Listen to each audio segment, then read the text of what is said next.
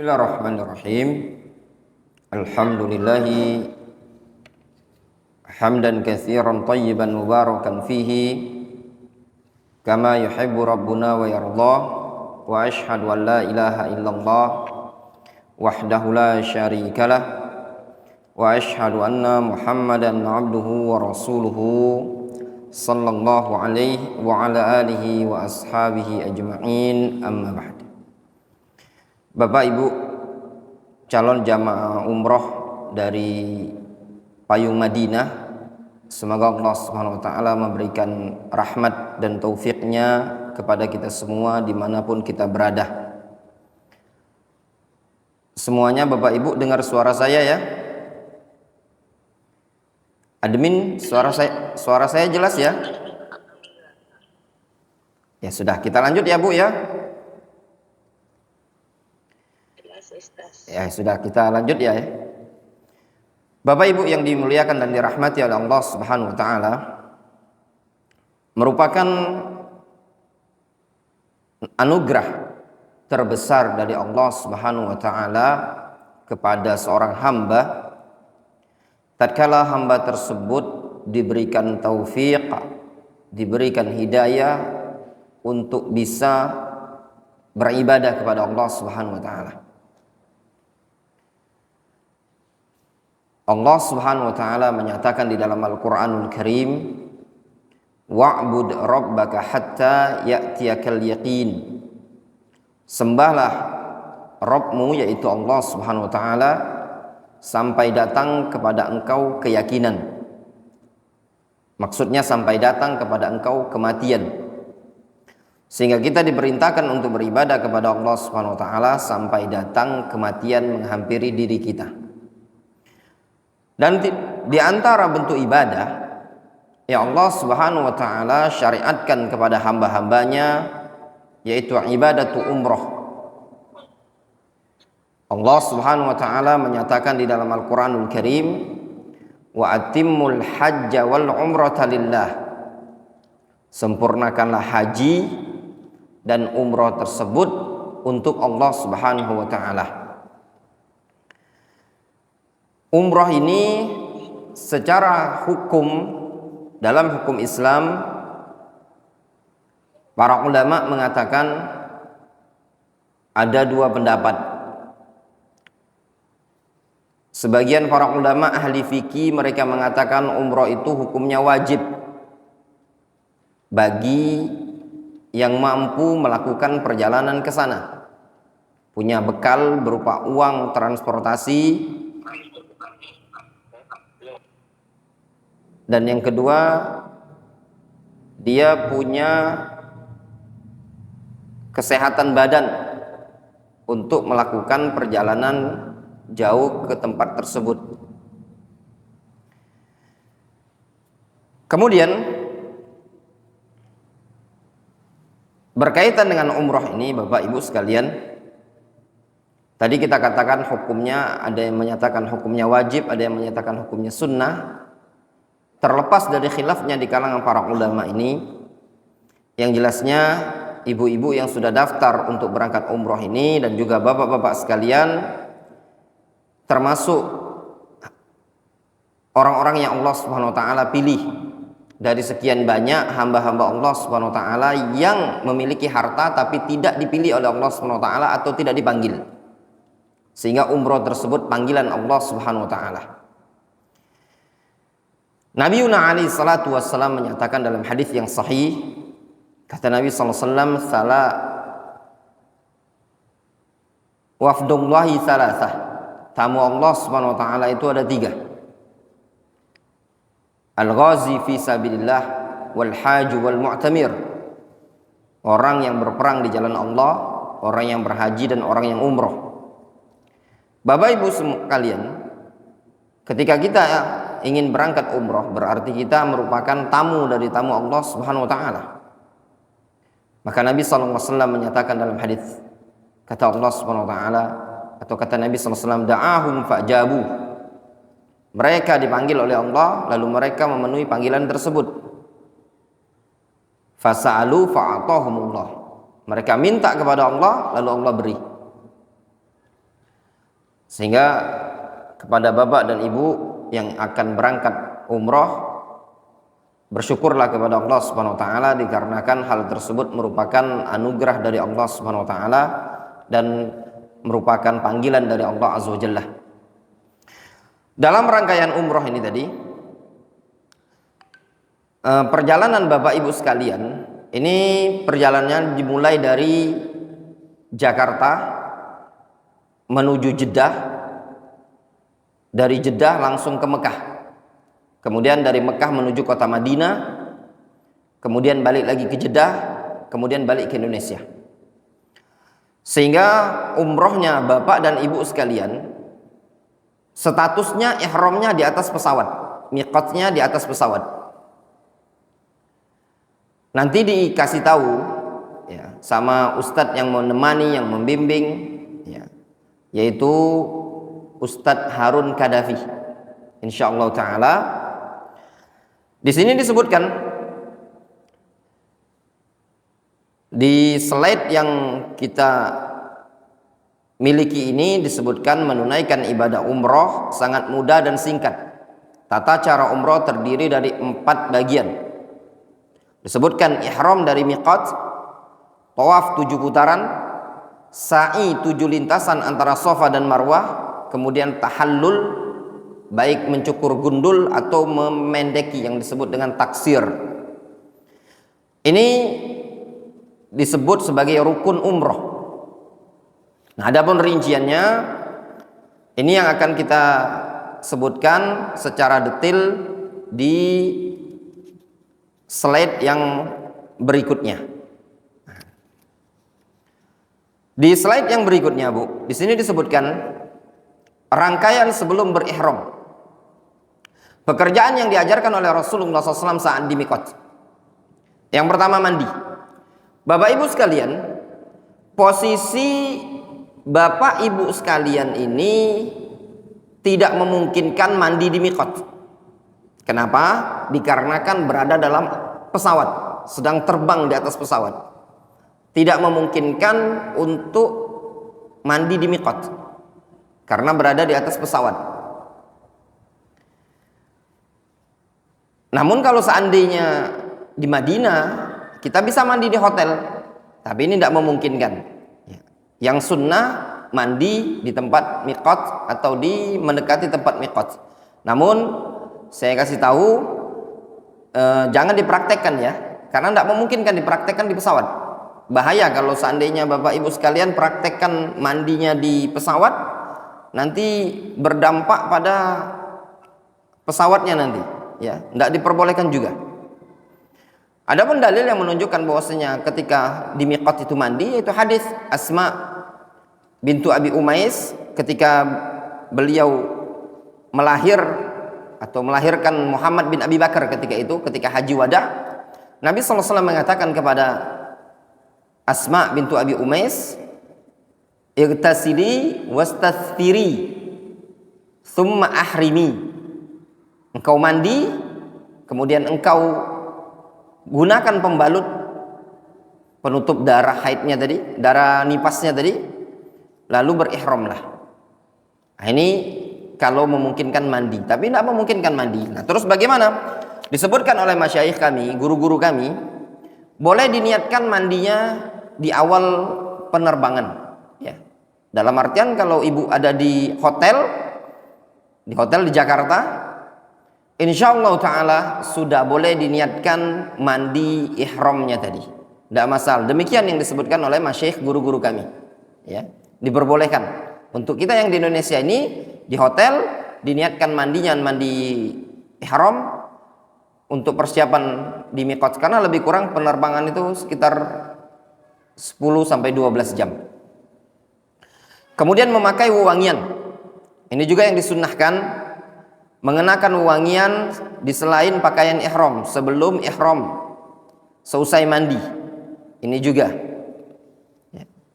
disunnahkan. Nabi SAW pernah melakukan hal tersebut, sebagaimana Aisyah radhiyallahu anha pernah menceritakan, ra'aitu wabisa, aku pernah melihat bekas kilatan minyak parfumnya Rasul itu ada di dahinya Rasul. Itu juga hukumnya sunnah. Bisa dipakai nanti bapak sekalian, ibu sekalian. Untuk bapak-bapak, adapun ibu-ibu tidak disunnahkan ya. Untuk bapak-bapak dioleskan di badan. Jangan dioleskan di kain ihram. Itu maksud menggunakan parfum di sini. Kemudian juga disebutkan di slide yang berikutnya mengenakan pakaian ihram. Disebutkan pakaian ihram bagi pria berupa 2 helai kain putih. Nah, nanti dicontohkan, diajarkan sama Ustadz Harun nanti bagaimana tata caranya. Insya Allah dijelaskan di Jakarta.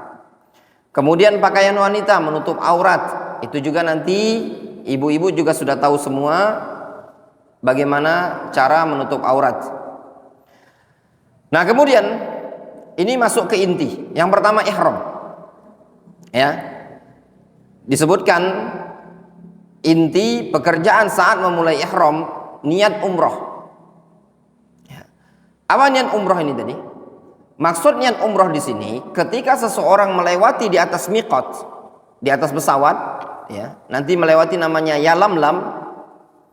Di situ Bapak Ibu sekalian pasang niat di hati.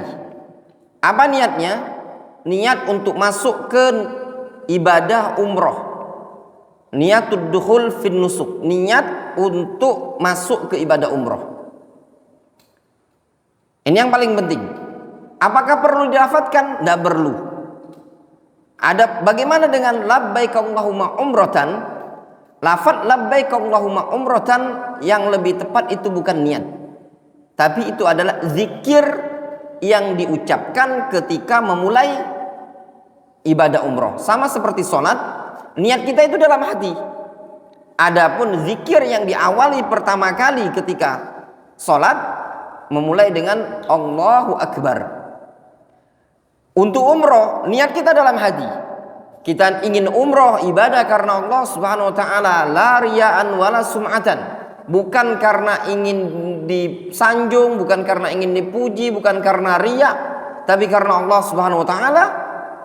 Kemudian dibarengi dengan mengucapkan labbaik Allahumma umratan.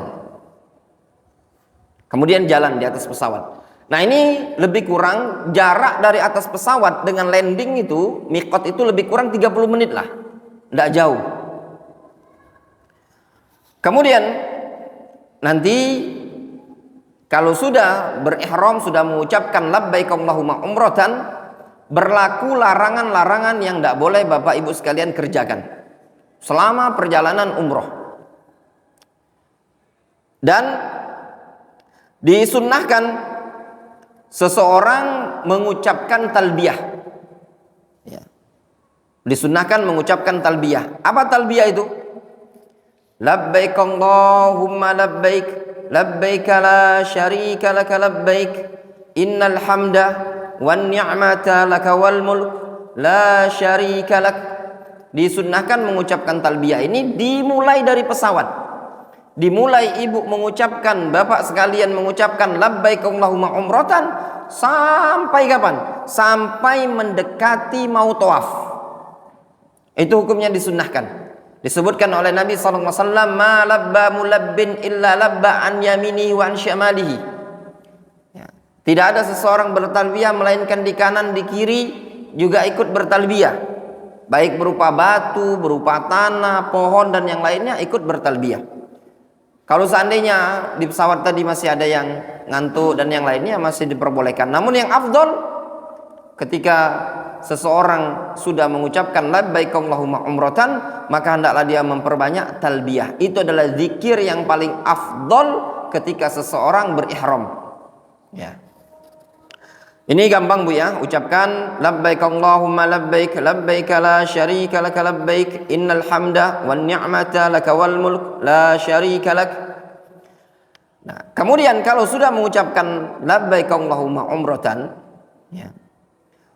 Di sini berlaku larangan-larangan yang tidak boleh dilanggar oleh Bapak Ibu sekalian. Ada larangan-larangan ihram yang tidak boleh dilanggar. Nah, itu disebutkan banyak macamnya. Seperti ya, tidak boleh lagi berhubungan suami istri. Seperti tidak boleh potong rambut, tidak boleh potong kuku, tidak boleh memakai parfum. dan yang lainnya. Nah, itu semua akan detailnya dijelaskan oleh Ustadz Harun di perjalanan-perjalanan bersama Bapak Ibu sekalian. Kemudian kalau sudah tadi sampai di landing di Jeddah, ingat ikuti saja arahan-arahan nanti pembimbingnya. Nanti menuju Mekah. Nah, setelah sampai Mekah nanti menuju lagi Masjidil Haram, maka yang dilakukan berikutnya adalah tawaf. Nah, tawaf ini dilakukan sebanyak 7 kali. Ini merupakan rukun. Dimulai dari Hajar Aswad, berakhir lagi dengan Hajar Aswad 7 kali.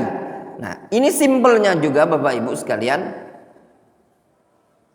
Kalau simpelnya, tawaf itu dimulai di Hajar Aswad, berakhir dengan Hajar Aswad, dianggap 1 kali. Diulangi lagi kali yang berikutnya sebanyak 7 kali. Nah, ini semua simpel, nanti akan dituntun oleh Ustadz Harun. Tapi apa bedanya? Ya, sebelum tawaf. Nah, kalau sebelum tawaf, pakaian kita untuk laki-laki tetap bagian pundak ditutupkan kedua-duanya. Ya, kalau sebelum tawaf. Tapi ketika tawaf, bagian pundak sebelah kanan dibuka. Itulah yang dikenal dengan istilah al-ittiba. Hukumnya sunnah dibuka. Dan itu ada sejarahnya dalam Islam. Dulu Nabi SAW ketika masuk kota Mekah, ketika hendak tawaf, kaum musyrikin mengatakan, Muhammad sama sahabat udah lelah, udah kecapean. Akhirnya Nabi SAW membuka bahu sebelah kanannya, sehingga yang demikian itu tadi disyariatkan, ditetapkan syariat sebagai syariat hukum sunnah ketika hendak mau tawaf. Ini juga disebutkan di slide kita, ya. Diawali ya Hajar Aswad dan berakhir dengan Hajar Aswad. Juga disebutkan yang ketiga, tawaf itu ada ar-raml bagi laki-laki ya. Tapi perempuan tidak disunahkan raml. Raml itu lari kecil. 3 putaran pertama disunahkan lari kecil. Nah, ini juga Bu, ya nanti dilihat ya, bisa lari apa enggak Bapak sekalian. Kalau bisa lari ya alhamdulillah, enggak bisa lari karena padat. Kemudian apakah ada bacaan di ketika muter tawaf tadi? Pendapat yang tepat, pendapat yang benar, tidak ada bacaan khusus. Tidak ada bacaan khusus. Sehingga apapun yang mau dibaca bebas silahkan. Namun pada saat ketika seseorang sudah sampai di rukun Yamani, antara rukun Yamani dan Hajar Aswad disunnahkan membaca Rabbana atina fid dunya hasanah wa fil akhirati hasanah wa qina adzabannar. Ketemu Hajar Aswad dianggap 1 kali. Diulangi lagi tawafnya tadi. Kemudian diulangi lagi sampai 7 kali. Simpelnya Bapak Ibu sekalian, ikuti ustadz yang menuntun, ya. Ikuti ustadz yang menuntun. Kalau sudah selesai 7 kali, maka cepat-cepat bergegas keluar dari pelataran tawaf untuk melaksanakan sholat 2 rakaat setelah tawaf. Nah, itu disebutkan di slide yang ada ini, sambil membaca ayat wattakhidhu min maqami Ibrahim musalla. Wattakhidhu min maqami Ibrahim musalla. Sunnah membaca ayat ini. Kalau tidak hafal tidak masalah. Bapak Ibu sekalian, alhamdulillah, amalan umroh itu, amalan haji itu adalah amalan badan, bukan amalul lisan. Berbeda dengan sholat. Kalau sholat, dia adalah amalan badan dan juga amalan lisan, sehingga diwajibkan bacaan-bacaan dalam sholat. Nah, kalau dalam umroh, dalam haji, bacaan-bacaan tersebut tidak wajib. Hukumnya sunnah. Tidak ada satupun yang wajib. Mau bacaan tawaf, bacaan sa'i, bacaan dari miqat sampai selesai tahallul, tidak ada bacaan yang wajib. Semuanya hukumnya sunnah. Itu kemudahan dalam Islam. Kenapa? Dikarenakan umroh dan haji itu bukan amalan yang rutinitas dilakukan, bukan amalan yang mukarrar, berulang, tapi amalan yang jarang dilakukan. Kemudian kalau sudah tawaf tadi, laksanakan sholat 2 rakaat di belakang maqam Ibrahim. Pada rakaat pertama membaca Qul ya ayyuhal kafirun. Pada rakaat kedua membaca Qul huwallahu ahad. Selesai sholat 2 rakaat, Kalau ada tempat air zam-zam, minum air zam-zam sebanyak mungkin. Kemudian sisakan sedikit, siramkan ke bagian kepala, ya. Sambil membaca doa, Allahumma inni as'aluka ilman nafi'an wa rizqan wasi'an wa amalan mutaqabbalan. Kalau hafal doanya, kalau tidak hafal tidak masalah. Itu juga hukumnya sunnah. Kemudian kalau sudah selesai tawaf, sudah selesai sholat 2 rakaat tadi, baru kita menuju Bukit Safa dan Marwah. Nanti dituntun sama ustadznya, ya. Ketika menuju Bukit Safa, maka disunnahkan membaca Innas Safa wal Marwata min sya'airillah. Kalau hafal, tidak masalah, bukanlah sesuatu yang wajib, ya, hukumnya sunnah. Kemudian kalau sudah sampai mendekati di bagian atas dekat Bukit Safa, sambil membaca Abda'u bima bada'allahu bihi. Aku memulai dengan apa yang Allah Subhanahu wa taala dahulukan. Kemudian di atas Bukit Safa, orang tersebut berzikir, bertakbir sambil membaca Allahu Akbar, Allahu Akbar, Allahu Akbar. La ilaha illallah wahdahu la syarikalah, lahul mulku wa lahul hamdu wa huwa ala kulli syai'in qadir. La ilaha illallah wahda anjaza wa'da wa nasara 'abda wa hazamal ahzaba wahda. Dibaca selesai. Ini tadi selesai pada lafaz wa hazamal ahzaba wahda, maka dia angkat tangan, dia doa. Ya, dia doa, terserah mau doa apa. Jadi naik ke Bukit Safa, ngadap ke arah Ka'bah, sambil membaca Allahu Akbar, Allahu Akbar, Allahu Akbar, la ilaha illallah wahdahu la syarikalah, lahul mulku wa lahul hamdu yuhyi wa yumitu wa huwa ala kulli syai'in qadir. La ilaha illallah wahdah anjaza wa'da wa nasara 'abda wa hazamal ahzaba wahdah. Sambil ngangkat kedua tangan. Selesai, ulangi lagi. Ya, ulangi lagi bacaan Allahu Akbar, Allahu Akbar, Allahu Akbar, la ilaha illallah wahdahu la syarikalah, lahul mulku wa lahul hamdu wa huwa ala kulli syai'in qadir, sampai selesai sebanyak 3 kali. Ya. Kemudian kalau udah selesai, turun menuju Bukit Marwah. Dari Safa tadi ke Marwah, nanti kalau ada lampu hijau, jalan lari-lari kecil, sa'i. Apakah ada yang dibaca? Nah, ini sebenarnya juga dari Nabi SAW tidak ada dalil khusus yang dibaca. Namun datang riwayat dari sebagian salaf, sebagian sahabat, ada bacaan-bacaan seperti Rabbighfir warham, dan yang semisalnya. Itu boleh dibaca, boleh tidak, ya. Boleh dibaca, boleh tidak. Intinya Bapak Ibu sekalian, ikuti saja nanti tuntunan ustadz yang menuntun, ya. Biasanya juga jamaah umrah Indonesia ini macam-macam.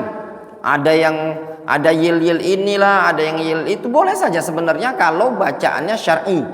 Seperti zikir misalkan subhanallah, walhamdulillah, wala ilaha illallah, Allahu akbar. Atau yang ada yang ingin baca Al-Quran, tidak masalah. Namun kalau di yil-yil yang sifatnya lagu Indonesia Raya, atau lagu Ormas, atau lagu yang segala macam, tidak diperbolehkan, ya.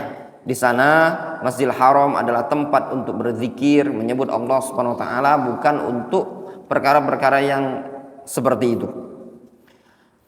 Nanti kalau sudah lewat lampu hijau, jalan kaki normal, kemudian naik ke atas Bukit Marwah. Nah, sampai di Marwah, baca zikir, doa sama seperti yang ada di Bukit Safa tadi. Ikuti saja ustadz yang nuntun nanti. Nanti diulangi lagi, turun lagi dari Marwah menuju Safa sebanyak 7 kali. Intinya satu putaran itu dimulai dari Bukit Safa menuju Marwah, itu 1 putaran. Kemudian dari Marwah ke Safa itu 1 putaran. Ya, sehingga 7 itu berakhir di Bukit Marwah. Putaran ke-7 berakhir di Bukit Marwah. Kalau sudah berakhir di Bukit Marwah, sudah selesai. Ya, tinggal cukur rambut. Bagi laki-laki boleh kita gundul semua, ya. Itu yang afdol, digundul, dicukur, dikerok, ya, itu yang afdol. Tapi boleh juga dirapikan, tapi rata rapinya, jangan cuma potong ngambil pinggir ini, jangan, ya. Kemudian untuk ibu-ibu, kalau mau dipotong, dikumpulkan rambutnya, semuanya diambil, kumpulkan, ambil yang paling ujung di bawah, minimalnya 1 ruas jari. Minimal 1 satu ruas jari. Jangan ngambil cuma sedikit bagian depan atau bagian kanan kiri, bukan. Tapi kumpulkan bagian rambut tersebut, kemudian potong di bagian ujungnya. Wallahu a'lam, disebutkan di sebagian riwayat oleh sebagian para ulama salaf terdahulu, mereka mengatakan satu helai rambut tersebut adalah yang diharapkan adalah tergugurkannya dosa sebanyak helaian rambut yang dipotong tadi. Ya, itu yang diharapkan oleh mereka para ulama di zaman tersebut. Kalau laki-laki sudah cukuran, ibu sudah potong, berarti seluruh larangan umroh yang ada di awal tadi semuanya sudah halal. Tidak ada lagi larangan. Alhamdulillah, umroh tersebut telah selesai. Simple Bu sebenarnya. Nanti cuman praktiknya saja yang agak panjang. Kenapa? Cukup lama, lebih kurang makan waktu Bapak Ibu sekalian, bisa berjam-jam. Ya. Mungkin inilah yang bisa kami sampaikan. Gimana ini admin, ada pertanyaan atau gimana ini? Itulah simpelnya, selebihnya nanti akan dijelaskan oleh Ustadz Harun sebelum berangkat di hotel, kemudian nanti dijelaskan lagi di Madinah. Jadi ada 2 kali pertemuan lagi insyaallah secara offline.